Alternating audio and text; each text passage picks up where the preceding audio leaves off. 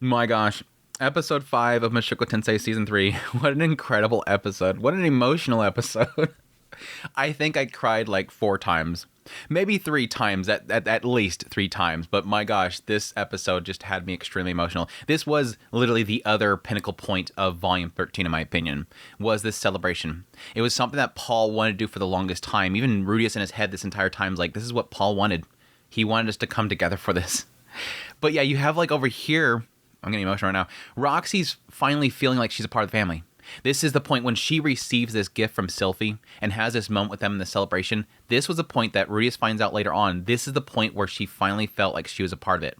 Even in this episode, it does well to portray how Roxy's off to the side. Technically, she's at the table in the novel, but she's off to the side because she doesn't feel like she's still a part of the family. So I think they did that on purpose to show how there's an emotional thing happening over here with Zenith, and she's over here. She's emotional and she's getting involved in her mind, but she's not a part of the family. So when Sylphie comes over there and says, here's the hat, this is the point where she's finally like, oh, this is. Sylphie's saying she's the one that gives it to her and says, this is a gift from us, celebrating the wedding. You're part of the family now. Come on in. Put that aside. Yes, the reason that gets me so emotional here is Zenith. The smile. Oh, it hurts so freaking much. Me personally, it hurts so much seeing somebody, because I've experienced this, where you have somebody that has just always just blankly stares. They've lost their mind, and so they're just always blankly staring at everything. You don't see any expressiveness. Even Rudeus right here is saying, this is what Zenith feeds off of. You see it in season 1, like in the first couple episodes, you see where, Zenith is throwing a party. She is the life of the party. She has so much fun at these parties. She loves celebrating stuff. Here, she's just sitting there blankly staring. And to have that moment where finally she looks over to Norn and she smiles like, "Arr!" I'm getting emotional just thinking about it. I'm going to probably cry a couple times in this video, by the way. For those who don't know, this is my impressions video. I do skip content for Mushoku Tensei itself. I've read the novel series all the way through. I do not spoil things, but I go through the novel series and tell you what the anime unfortunately is skipping.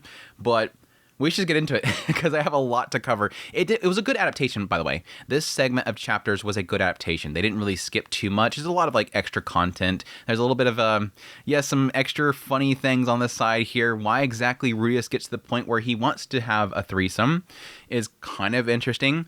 But I will admit, like, there's a bit of this particular segment of the novel series I got frustrated with because, my gosh, it's in Rudeus' head about how badly he wants a threesome. It's like, shut up. I'm so glad the anime fans did not have to deal with that as much. Thankfully, they cut out a lot of that stuff, so you didn't have to hear how repetitive Rudeus was in his head about how badly he wanted to do a threesome. But anyways, let's just get into it. Kicking things off with, getting into how Rudeus comes to the conclusion of creating Electric.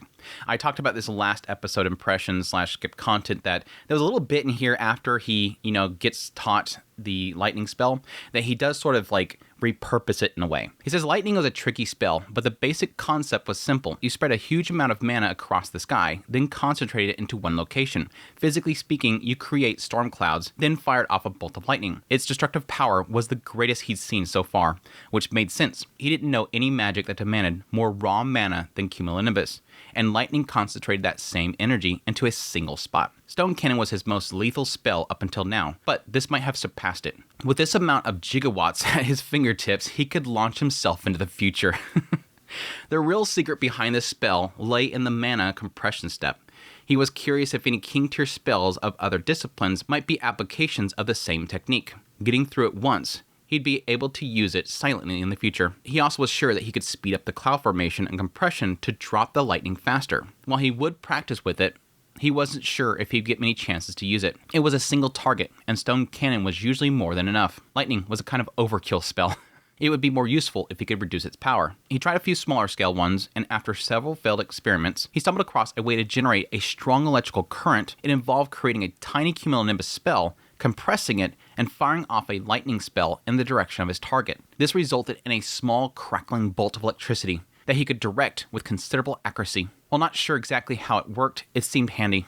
Likely not suitable for extremely close-range combat, you'd probably knock yourself out along with your target. On the bright side, it wasn't going to do any lasting damage. At worst, you'd be incapacitated for a time. Most attack spells risk hurting the caster at close range though. He still wanted to refine it more, maybe stunning an opponent instead of killing them. Lightning branched into the air and reached its target, so it's impossible to avoid. It was also possible that it could disable someone protected by a battle aura. He didn't have anyone to test it on at the moment, but if Bodyguardi came back, he'd be able to ask him to be his guinea pig. If anything, it would be a nice surprise to pull it out of his sleeve against a powerful foe. He ended up calling this smaller one Electric, so he could distinguish between them. What a productive day had been. And yeah, this is kind of interesting because what happens with the anime adaptation is that instead of having that little scene where he's practicing with it, instead they decided to take it and put it at the fishing segment.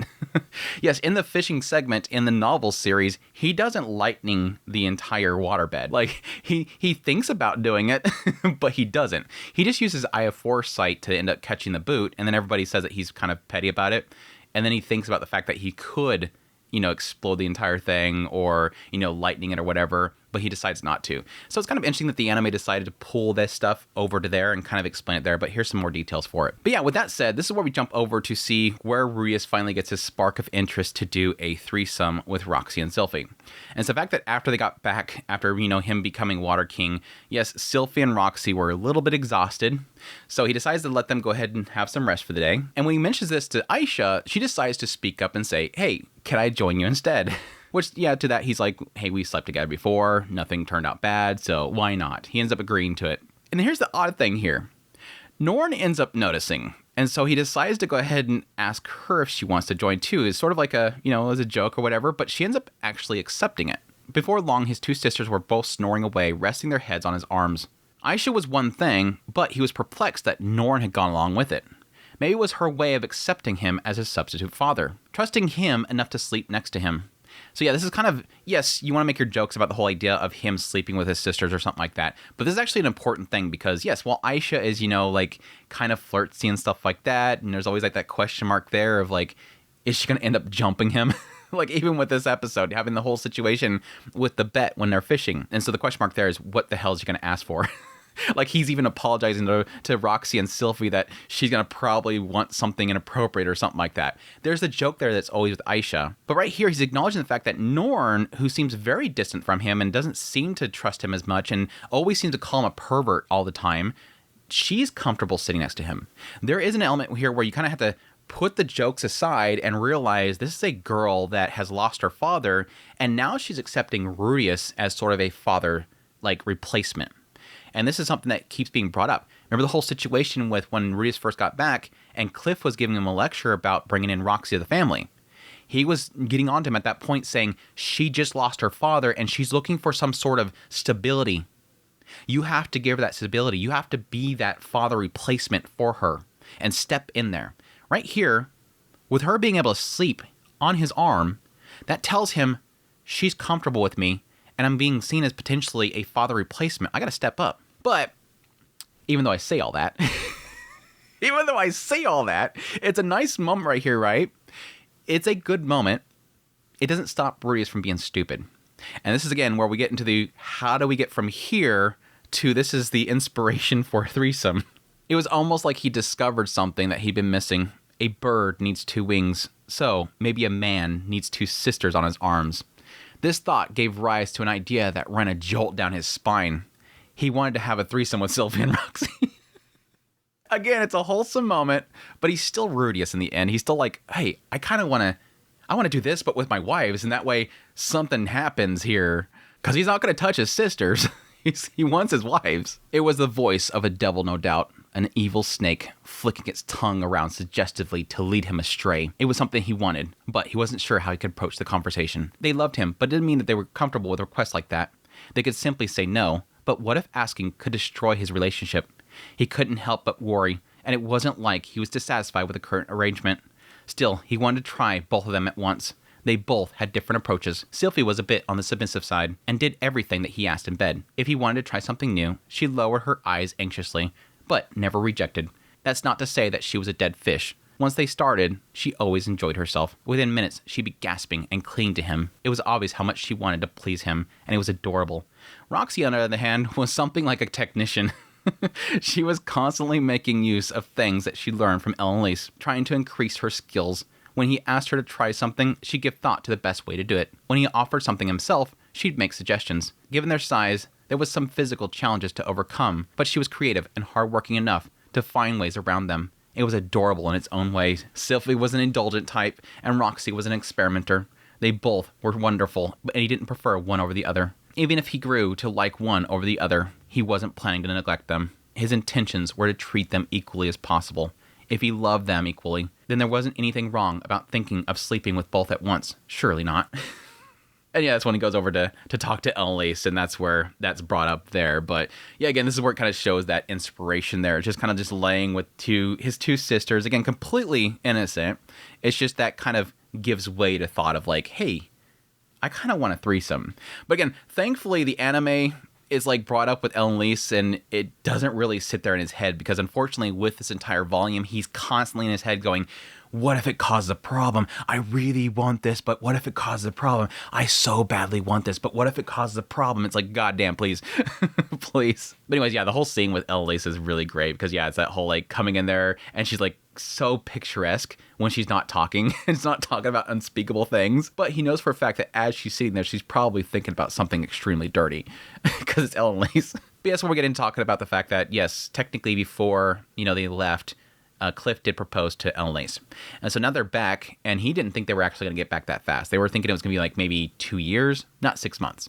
So now he's rushing to actually get everything prepared. He's got to get an apartment and everything. He decides to get like a pretty nice little place for them to stay at, and if they outgrow it, they'll kind of move out of there. But he's trying to do everything by himself. He feels, as tradition, he's got to fulfill all these things.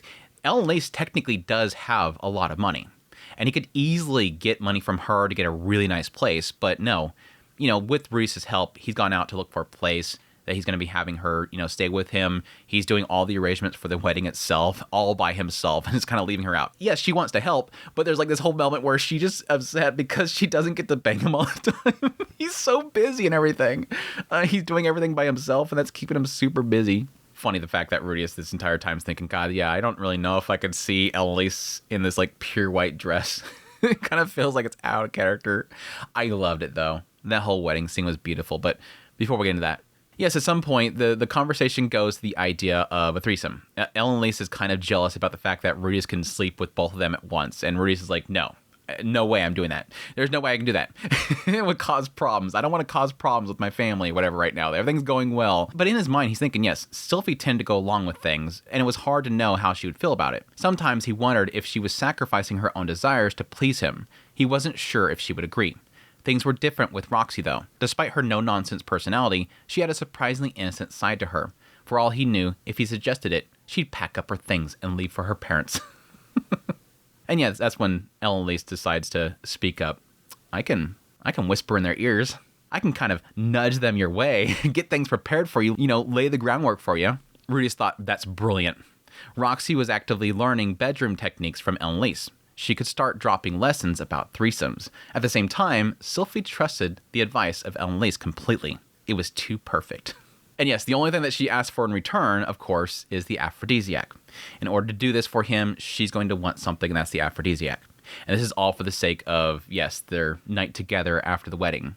Now, here's the odd thing they changed in the anime. Rudeus already has one. Right here, when she suggests this, he's like, oh yeah, I still got one of those. Yeah, this is something that I don't think they even covered in the anime back during the wedding. But yes, at the wedding for Rudeus and Sylvie, when Ariel and Luke arrived, they both gave presents over. One of them was a wooden rod that, yeah, you use to, please somebody.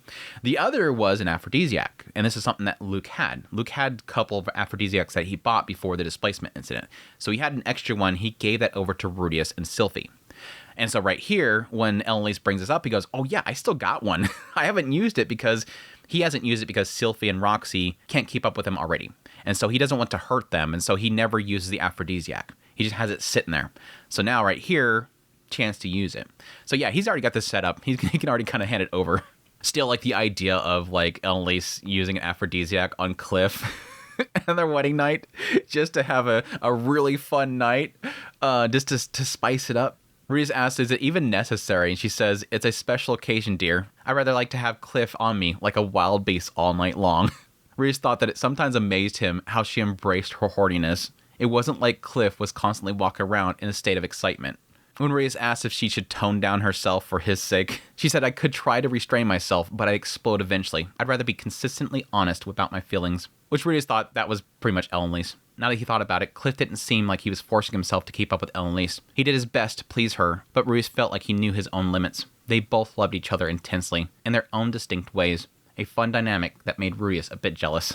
It's cute. They're dorks. Like, Cliff and Elinalise is like this odd pairing, but it just works, right? Because they understand their boundaries. Even though she's honest, she wants to push him more, but they know their boundaries. I mean, that's like the whole situation with Cliff being okay with Elinalise going off on this journey to go the teleportation labyrinth. It's literally like he knows that she's going to have to do something with that curse.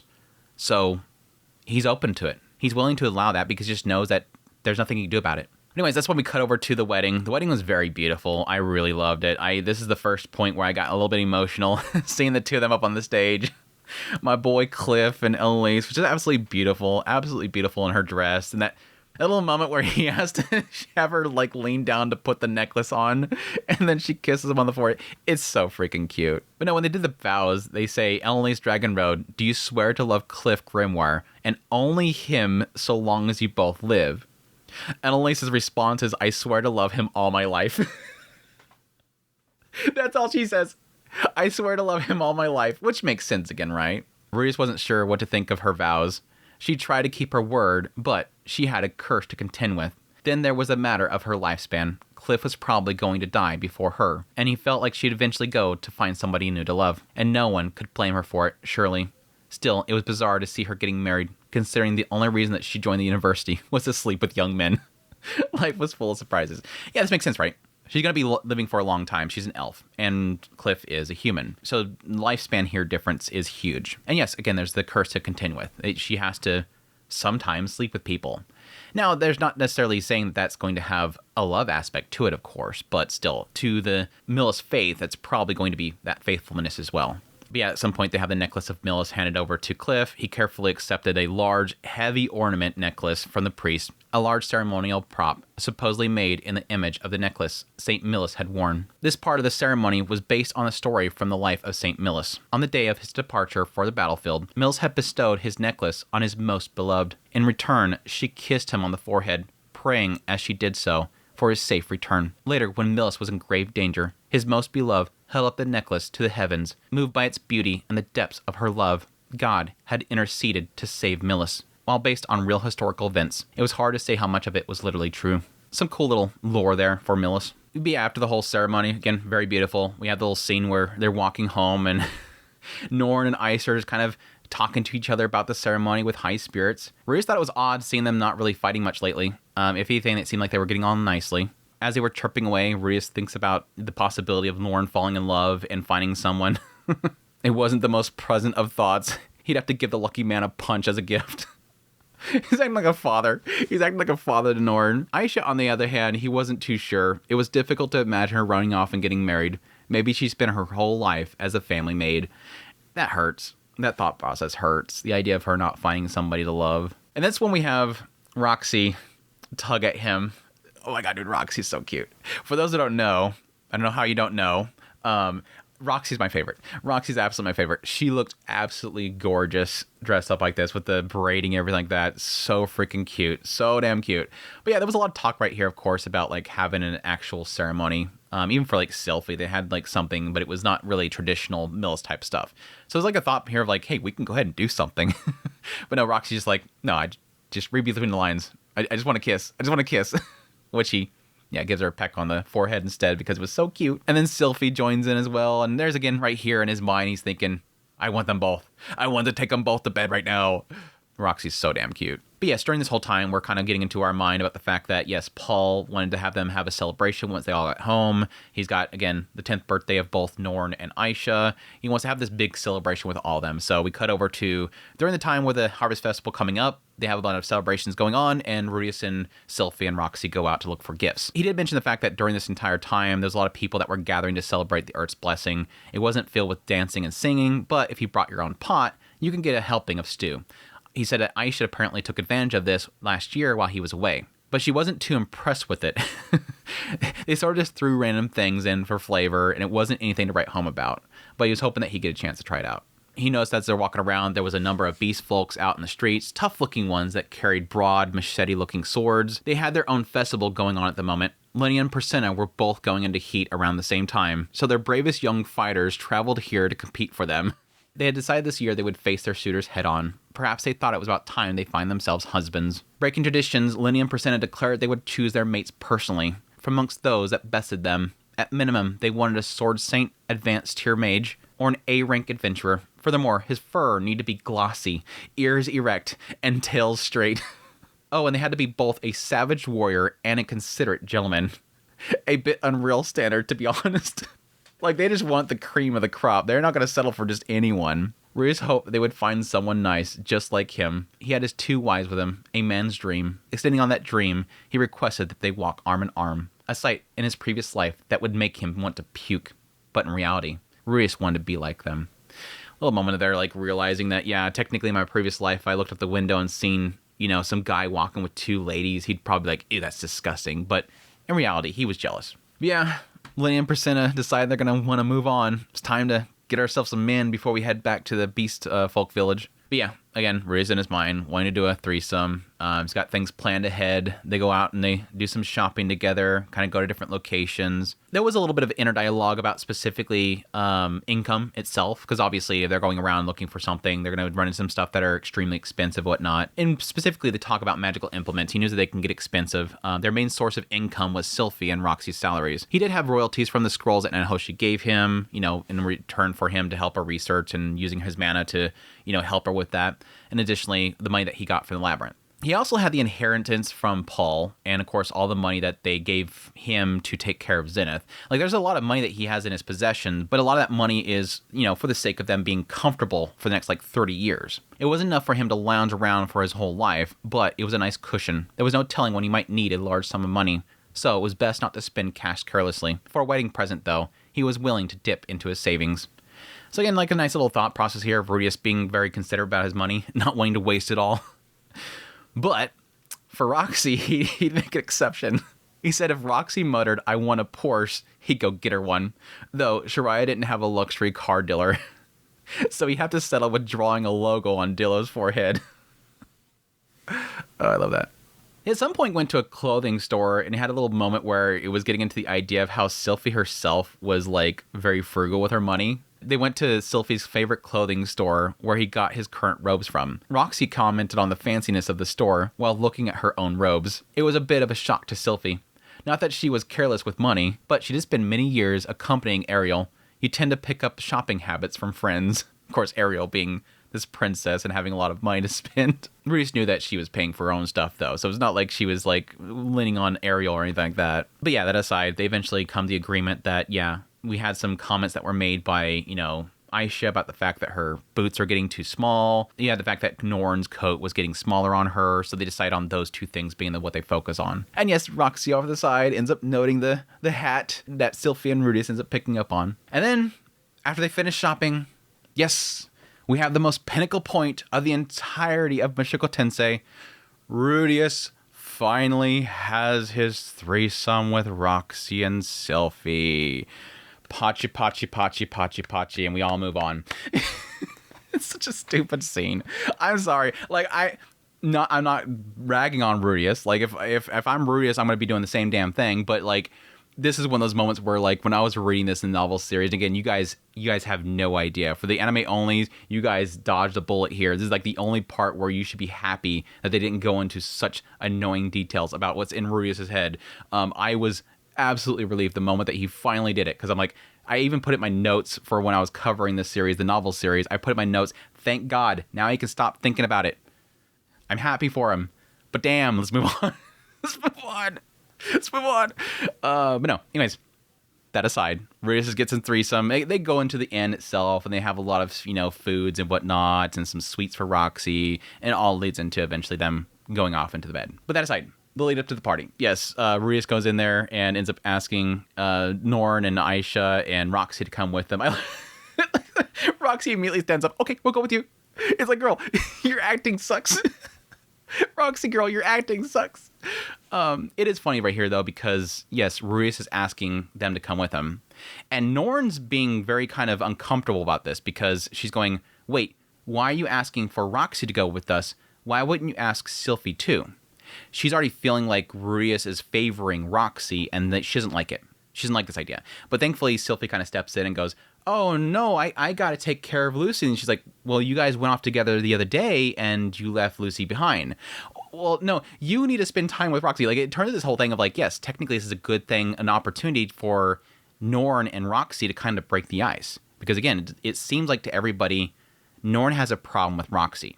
Again, she's technically a believer in Millis. She grew up in the holy country of Millis, and she adapted that faith. And here is like that little bit of a discomfort that's happening there. But I like how the entire time, Aisha's got this expression of like, So this entire segment, all the way leading up to them giving the gifts and having the party and everything, Rudeus is constantly going, oh God, please don't have Aisha know what's going on. Please don't have her know what's going on. Please. Hopefully she didn't figure it out already. She's got this look of like, something going on. Something's going on. At this point, we cut over to the fishing. I will admit, I didn't think they were actually going to have this whole scene, but I love this. Again, this is, I think, a lot of what's happening in this episode is really good slice of life stuff to sort of kind of show the family have this moment of like togetherness. And again, to kind of bring in a new family member to the family and to kind of have everybody accept them. But it was a cute little scene here, you know, them sitting down, catching some fish and everything, having Roxy kind of step in and help Norn out. Rudeus thought to himself it was nice that Norn took her up on the offer, but she looked a bit conflicted. She was a faithful member of the Millis church, so he assumed that she felt awkward around Roxy since she was a second wife. Still, it didn't seem like she actively hated Roxy, not on a personal level at least. Again, really cute little segment, seeing them kind of working together on that stuff. A lot of what Roxy knows is from, of course, her time as being an adventurer. So she had to catch her own fish. She had to feed herself and everything. There is sort of an element here where I think Norn can attach to Roxy in a way because Norn wants to be like her father. Her father was strong and everything. Like, again, right now, technically, she's taking swords lessons from Rudeus. She wants to be strong enough to help others and to protect others. And there's an element of, again, sort of absorbing the knowledge that Roxy has about survivability for the sake of being useful in the future. So it's a cute little kind of connection between the two of them. Again, at the same time, over here, Rudeus is, while he's like looking to see if this is actually working out well between the two of them, Aisha's over here going, hey, brother, I'm beating you. I'm beating you. Again, I think this is a good change to kind of bring that stuff back there about how he develops electric and bring it here to kind of show it off a little bit. I don't expect it to be like that. I'm more expected to be like a little like basically like a taser. My mind was thinking like a taser, like this is zap, Star Wars Unlimited Power kind of stuff. But no, in the novel series right here, he doesn't electric. He just uses eye of foresight to try to catch something. He ends up catching a boot, and then he's like, "Well, that's one." And she's like, "Wait, what? You got a boot?" And he's like, "No, you don't realize it. It's a boot fish. It's a new boot-like organism in the water."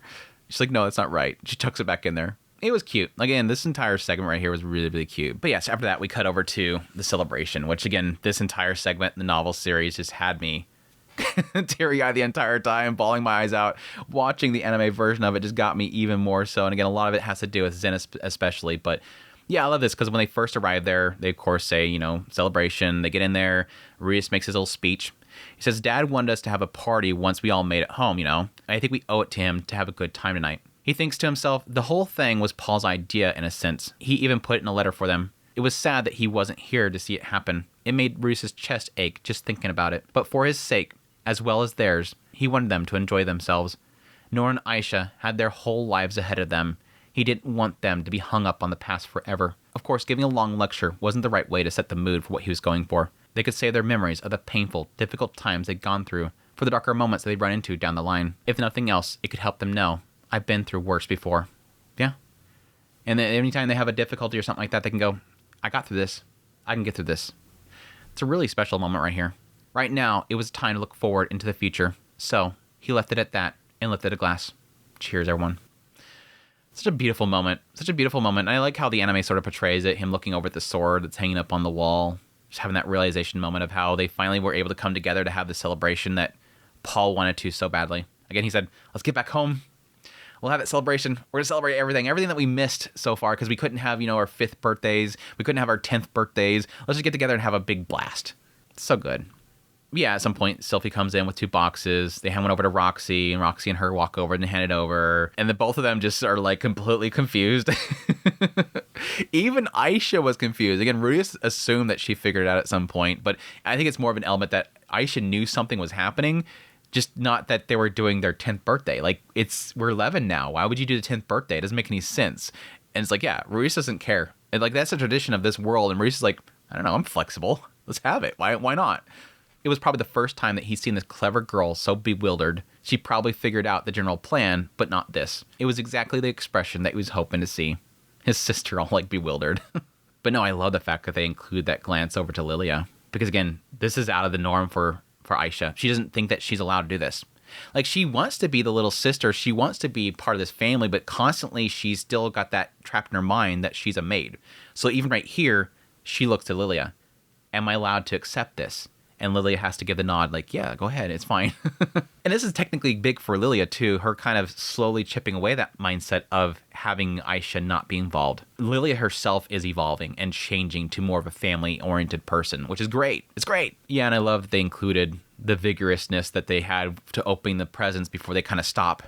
And then slowly kind of carefully take it apart and make sure not to rip anything so they can kind of keep everything. It was super sweet. But yeah, they love it. They love it, and they rush over to rush over to Zenith and Lilia. Oh, it hurts.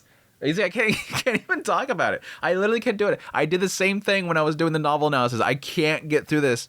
I can't get through this segment without getting emotional with it. But yeah, running over to their side and saying, look what we got. Rudeus thought Zenith didn't react in any obvious way. That made him feel a little down despite himself. Because yeah, right, it's supposed to be a celebration moment. Zenith had always been the type to get all worked up about this sort of thing. He remembered how enthusiastic she had been at his 5th birthday, how she proudly presented him with her gift of a carefully selected book. If not for her condition, she'd probably be yelping with excitement. With her daughter right now, seeing her so expressionless made him sad. Of course, if she recovered and learned that Paul was dead, there was no guarantee that she'd ever smile the way that she used to. Still, it was painful seeing her like this. Not sad, not happy. Just emotionless. It's like worse, the fact that I'd rather see her sad. I'd rather see her sad. But no, she's emotionless. But just as that thought crossed his mind, Zenith smiled. I love it. And that tilt, too. That tilt in the anime. The expression vanished quickly. It had only been there for an instant. Were his eyes playing tricks on him? Did she just smile? No. They had all seen it. Lilia, Aisha, Sylphie, and Roxy were all looking at Zenith in surprise. Norn, who it was directed at, spoke up. Mom? She was about ready to break down in tears. Zenith reached down and stroked Norn on the head. Then did the same to Aisha. Her movements were even more gentle than usual. She was happy. Happy to see her girls growing up. It hurts. It hurts so freaking much. Lilia wrapped her arms around Zenith's shoulders. Her face was as emotional as she'd ever been. With her usual blank expression, Zenith reached up and stroked her hands. Lilia had to bite her lip to keep from crying. After Lilia brought Zenith back to her seat, Lilia offered Norn and Aisha their present, a set of beautifully embroidered handkerchiefs. Aisha hesitated, probably due to getting the same present as her sister. Mom, are you sure that I can have one too? Yes, I'm quite sure. You're Paul's daughter too, you know? Again, this is breaking down those barriers. This is breaking down the barriers that Lilia has had for her daughter for so damn long. Something that, for me personally, is infuriating, again. Because, again, this is what Lilia thought that she needed to do. That she wasn't a part of this family. That she was the maid. And that her daughter was illegitimate. That her daughter was this massive mistake. This betrayal to Zenith. Sleeping with Paul was a massive betrayal to Zenith, who was taking care of her and loved her. And she felt this was the way that she had to atone for it. And that caused Aisha to be separate from this family as a maid. Now she's finally breaking that down. No, you're Paul's daughter too. You're part of this family. Get in there, girl. It's so good. This seemed like a change. Rudeus remembered Lilia spending years drumming into her head that she was only a maid. But still, Lilia spoke up. Of course, I still expect you to show Madame Norn and Master Rudeus the respect they deserve. Understood? Rudeus thought to himself, she was still Lilia after all. Despite what she was saying, he hadn't seen her badgering Aisha much lately, not even about her tone of speech. He assumed that she was thinking things over a little herself, over the last few months. Even in the end, like, even if I'm opening that door for you to be a part of this family, I still need to make sure that you know that these two are above you. We're getting there, right? One step at a time. After Lilia returned to her seat, Zenith reached over and placed a hand on her shoulder. Lilia squeezed her hand, softly speaking a thank you. It was almost as if they had a wordless conversation. It's like between mothers. But this is a beautiful thing. Snapshot this moment because, yes, right here, Lilia and Zenith are having this little moment of, like, you know, mothership. This is the sister wives. They've always been the sister wives. Again, back at Buena Village, Paul was like this third wheel. Because after the whole incident with, you know, Lilia getting pregnant and them having kids, Zenith and Lilia became really, really close. And Paul was like off to the side, like always in the doghouse. So the two of them are like extremely close. And this is something that both Sylphie and Roxy see. But yeah, they go over to Roxy. They hand her the present. She's like getting very emotional over it. And Sylphie says, "Welcome to the family, Roxy. Let's try our best to be like Zenith and Lilia, okay?" The smile on Sylphie's face was angelic. As she delivered that line, Roxy bit her lip, looked down slightly, and squeezed her hat to her chest. After a moment, she managed to squeak out the words, "Thank you, Sylphie." Rudeus wouldn't hear about this until some time. But according to Roxy, this was the moment that she felt that Sylphie had truly accepted her into their lives. Again, up until this point, she's constantly feeling like she's a third wheel, that she's invading this area. And even though we had that nice little moment in the previous episode where they were kind of traveling together, which, yes, a lot of that dialogue that got pulled over here in the anime, but in that entire moment of them traveling back, there was sort of like a realization that Sylphie didn't want to compete with Roxy, and that the existence of the two of them sort of facilitate them ever being together with Rudeus. But right here, this is the moment where she feels like Sylphie's gone out of her way, got this hat, comes in there and welcomes her. This is the moment where I felt like I was finally part of this family. I love it. I just love it. Super beautiful. But yeah, then this point where Lilia comes in with the cake. Rudeus remembered eating cakes like this before in the kingdom of Asura. They also made one for his 5th birthday, and one was served during his 10th birthday. It brought back memories. He wondered how Eris was doing these days. Wherever she was, he assumed that she was merrily chopping her way through life. Maybe she had gotten married just like him. Probably not. There wasn't a man in this world who could handle that girl. According to Lilia, the cake was a traditional Asuran treat. Paul hated the taste, though, so they almost never made one. It was a little amusing to hear the man had been a picky eater at his age. But that did seem in character. Sylphie had helped out with the cake, and was confident that she could make one herself. Norn liked it, and he liked it as well. Aisha, however, wasn't a fan. So you see where Aisha gets this from? This is a beautiful thing, right? Because again, we just established earlier, Lilia's like, no, you have one of these two. You're Paul's daughter too. And now right here is a confirmation. See? Where'd you get that from? You got that from Paul. She's picky about this just like Paul was. Paul didn't like sweet things. Rudeus could see her picking around the chunks of fruit as she ate, which led Lilia to scold her a little. But then murmured, "That reminds me of Master Paul," with a smile on her face. Even again, Lilia's picking up on it. After a while, Aisha started culling up to Rudeus, begging him to eat the rest, but he handed the job off to Roxy, who had a sweet tooth. He was hoping that they end up feeding bites to each other or something. But unfortunately, Roxy took her assignment more seriously. She might have misunderstood what he was looking for. She said, "Listen carefully, Aisha. You're a very fortunate girl, so it might be hard for you to understand this. But sometimes, when you're truly desperate, you might end up eating anything that you can, even a poisonous scorpion." She said, "Ick, all right." She found herself on the receiving end of a lecture. Rudeus had gotten a similar talk from Ghislaine at some point.